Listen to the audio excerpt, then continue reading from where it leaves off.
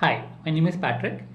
This specific video is to discuss the daily schedule that a student should have while completing the syllabus. So general daily schedule. So I've just taken a time and then distributed the task.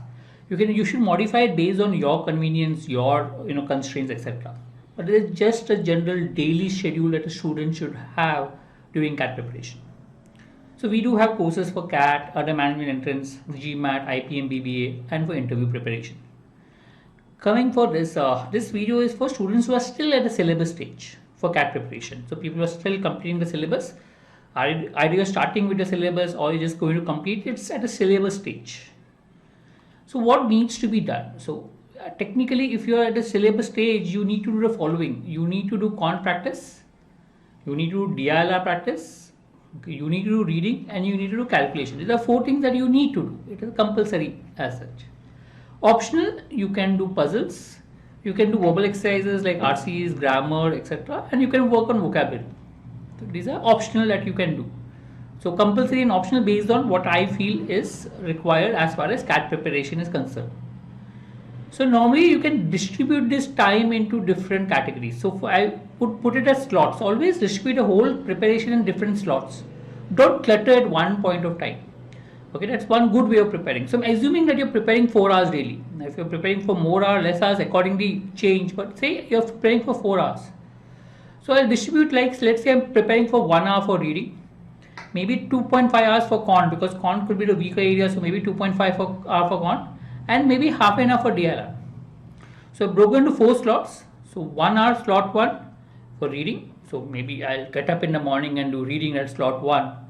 Slot 2 could be 1.5 hours of con. Maybe somewhere post breakfast or somewhere maybe I'll spend 1.5 hours on con. Maybe if I'm a night person, maybe I'll do 1.5 hours of con in a night. Okay, then 0.5 hours of DLR. And then maybe 1 hour of con. So distribute according to whatever you have time, etc. And between maybe you can do 10 to 15 minutes each of maybe a calculation sheet, a logic puzzle, maybe reading a small article or writing something. Whenever you have time, if you have the time, you can do this. But yes, break it up into slots. The reason being then you can in that particular slot focus and try to complete whatever you can. If you have a time limit, you tend to focus for that particular period and try to complete. That is important. If you don't have a time limit, you tend to extend the time and your productivity goes down a bit. So it helps to have a time limit. Slots, have breaks between the slots. Don't keep the slots one after the other. You need to have proper breaks. So you finish one slot, take a proper break, go to next slot, then take a proper break, and so on.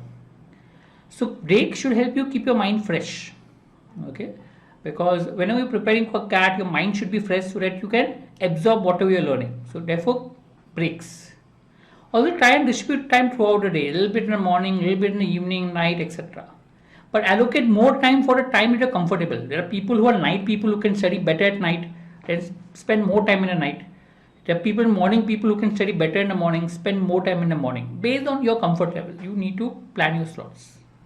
Right? I hope that is clear with regards to what your daily schedule should be. Plan, make a daily plan, it's very important. So every day make a plan for the next day and try to fulfill it. Thank you.